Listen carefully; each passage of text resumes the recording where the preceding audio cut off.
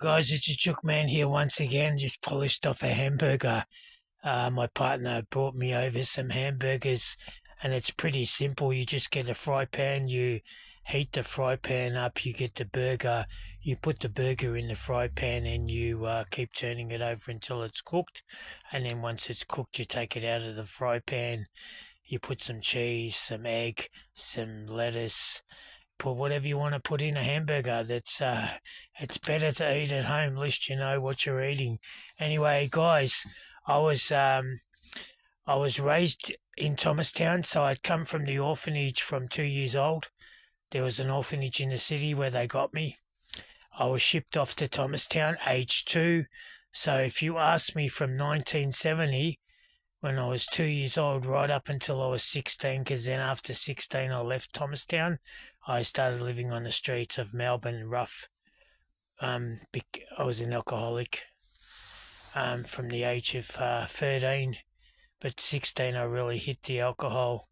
So you could ask me anything in Thomastown. We come from, our milkman used to come and deliver milk on our front doorstep with the Clydesdales. They used to pull wagons, and the milkman used to whistle the horses. Just go, and you'd hear clip clop, clip clop, clip clop, clip clop. You'd hear the horse stop. But I used to come outside at 4 o'clock in the morning and talk to the milkman. He wouldn't be alive now. He rest his soul. He'd probably passed away now. But he used to tell me lots of stories. He goes, "Yeah, you're not the only little kid that used to come out and see the milkman and tell us stories." But he couldn't have too much time because he had to deliver the milk. So we used to get the milk delivered. That's one good thing. And we used to get our bread delivered on our front doorstep. Now, guys, don't forget, it's 1970, and you could leave your front door open and your back door open and your keys in the car. And whoever knew, whatever family, if they knew your father, you wouldn't, back in those days, people had morals and people had common sense, and they just didn't break into houses or steal stuff as much as they do today, because it was dealt with back then. If you got caught doing that, well, good luck to you, go and get in. But no, it was pretty kick back in the 70s. I was around to witness the horse and cart, the milkman, the bread man. There was a guy in a truck, a little Bedford truck. Dodge truck, sorry. Dodge, not Bedford. I'll get them all mixed up. The Bedford truck was the bottle-o. He was around. He used to come and collect your old man's beer bottles. If your parents, my mother did, because my foster old man was a big drinker. He used to save his beer bottles, and I think, don't quote me, I think back then used to get 2 cents a bottle, an empty bottle of beer. No beer in it, of course. Used to get 2 cents, I think, back then. I can't remember, but I knew my mother used to get, used to call the bottle-o when she got a whole heap of them in the backyard, and he used to come pick them up and put them on his what's that thing you push along? Sometimes my brain switches off. A hand trolley, that's right, that's what I was looking for, guys. He used to push them on his hand trolley out to his Bedford truck, and then he'd stack them up so high, and he'd have a whole 2.5-ton Bedford full of beer bottles. So you had the beer bottle-o, the collected beer bottles. You had the Chook Man. Now, he used to drive a Dodge truck, 4.5-ton, and he used to have live trucks in it, and he used to ring a bell, and people used to come out and sell and buy chooks. They had the Chook Man, the milkman, the bread man, and who else am I forgetting back in 1970? That's about it. The milkman, the guy that picked up the beer bottles, the bread man. That's about it for that. And then you had the milk bars. Now, milk bars were everywhere back in 1970. I used to go around to the milk bar around in Alexander Avenue in Thomastown, and I used to see Thomastown Sharps. Now, they were a lot older than me. They would have been 16, 17, and I would have been about or five when I first spotted them. They used to sit on the crates out the front of the milk bar, smoking cigarettes, talking shit, and drinking Coke.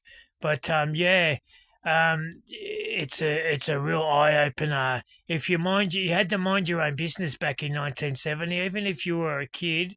If you didn't watch what you did, you get punched up by anyone. There'll be other kids that would punch. This is why I get so annoyed when people say, we're talking about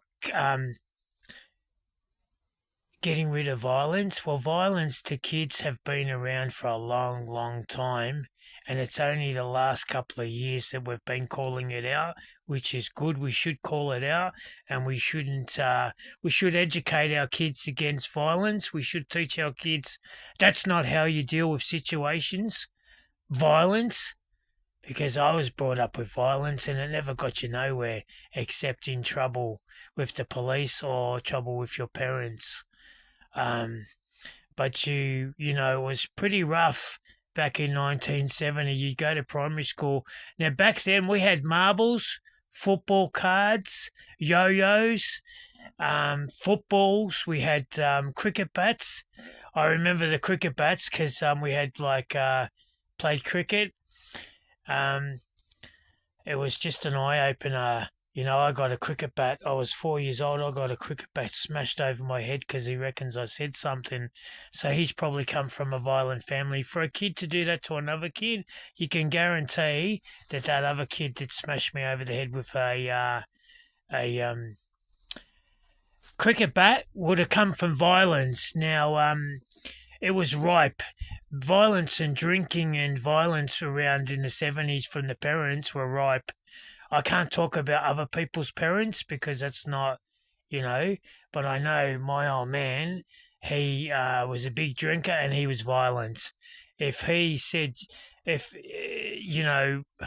won't go into it too much because, it's not, I'm not condoling it. It's just shocking. But all the kids back in those days, punch-ups. You'd be in primary school, grade sixes would be punching on with other grade sixes, over a football or a cricket bat or marbles. But and it was pretty shocking. Some of what the kids done to other kids, you wouldn't put up with that today. But it was rough and tough back in 1970. The dragsters, that's another thing we had, dragster push bikes, they were around. The BMXs were around. Now, there was a lot of activities happening in 1970. You had the BMX track in Laylaw. If you were lucky enough to come and have well-to-do parents, they would buy you a BMX and you go and do these activities. We had Scouts, we had Cubs. That's another activity. What else? Basically, that's it. Riding our push bikes, hanging around milk bars, and interesting things. Now, toys were around too. Toys were very interesting. We had smashing up derbies. They were a car set. The toys that we've got today are not very interesting. When you look at 1970 toys, we had Hot Wheels, we had Matchbox, we had Dinky cars, we had a lot of interesting collectible toys. Well, I didn't have many toys. That's probably why I've got heaps now, catching up for lost time. But when I stop and think what toys we did have, it just blows my mind. And they were, we had Matchbox Super King toys. They were the big trucks. Anyone that collects Matchbox would know what we had and was raised in 1970 would understand what toys we had back then. And then what else did we have? BMXs, if you were lucky enough to be allowed. See, my foster parents, they wouldn't let us out riding our bikes. That was taboo. If we were allowed to go out, we would probably be allowed to ride our push bike out the front of our house, no further. And I'm not going to go into it because it was just violence what I suffered. But getting back to what was in 1970, it was very colourful back in 1970.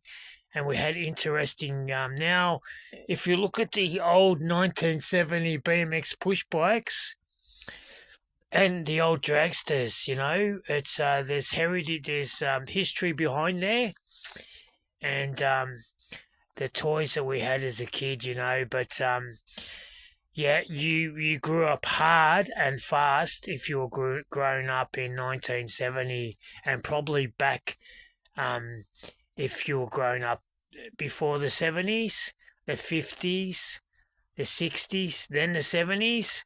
It was rough and tough back then. Oh, we also had the old red trains that used to go from Epping to the city. We had the blue trains and the silver ones. They were the trains that were around. And we had the old wooden trams as well. It was very old-fashioned back in 1970, but things back then were really simple, not like today. Everything's got to be, nothing but the best.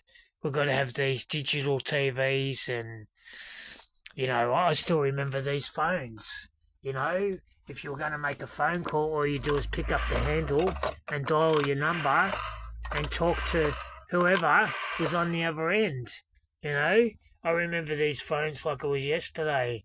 But these are the eras that we were raised in, And the mobile phone, we didn't have mobile phones back then. I think when I got to 16, they had a brick phone, a mobile brick phone. It was as big as a brick, and you used to put it to your head. And then they started bringing out all these, the old colour TVs. We had TVs, and they went from this TV here to this one here.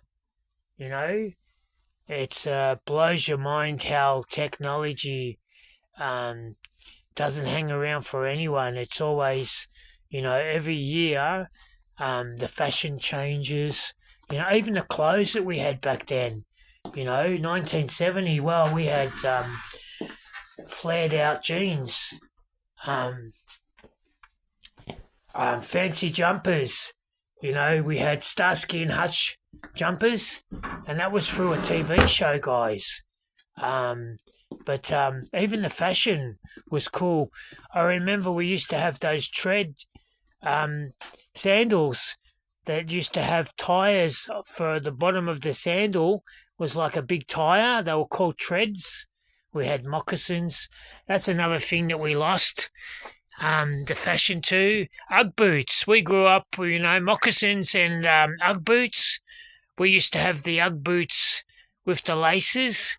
I've still got a pair of Ugg boots, but the ones I did have got chucked in the bin years ago. But I've got, just bear with me, I've got a pair of Ugg boots here. But they're not the real ones. Like the real ones used to have laces down the side of them. So, yeah, it was the fashion too, guys, to have Ugg boots and moccasins, dragster push bikes. What other clothes did we have in 1970? The bowl head cut. Our mothers used to put a bowl on their head, and they used to cut around the bowl, and it just looked so stupid. This is, for me, I hated the bowl haircut.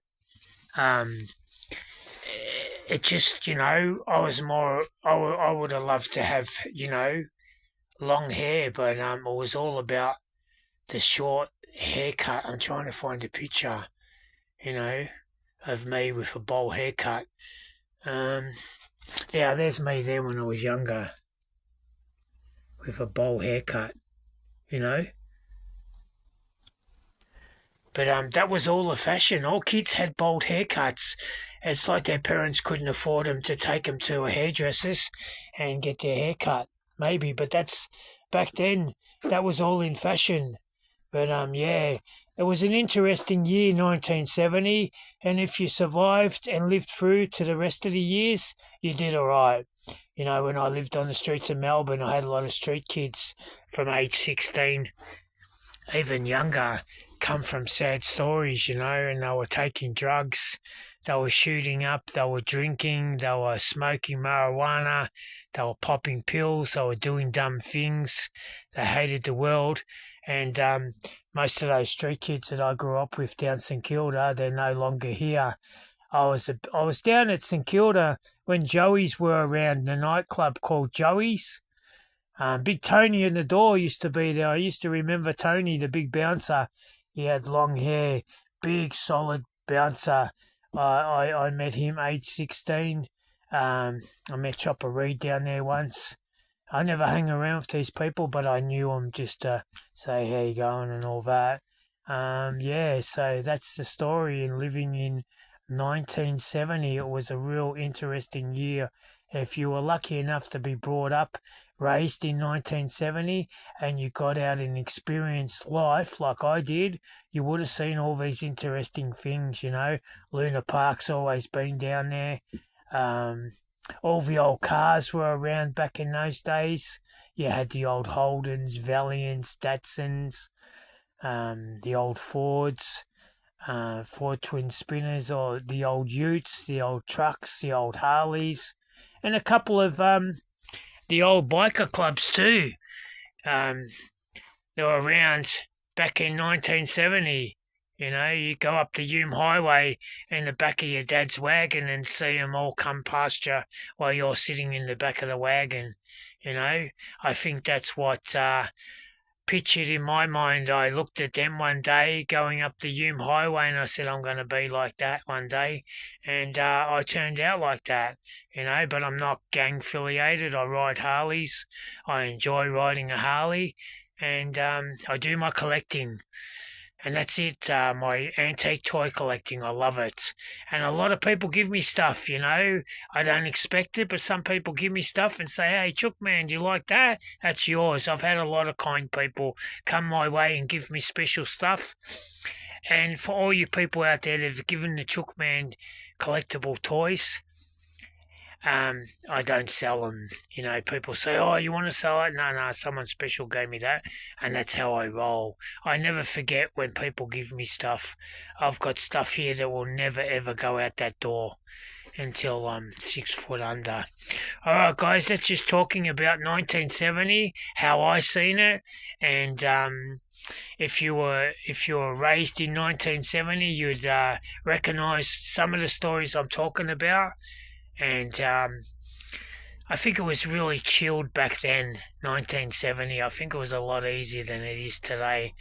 And for you kids that missed out, you don't know what you missed out on a lot of history. All right, guys, as I always say, have a great day and look after your mental health.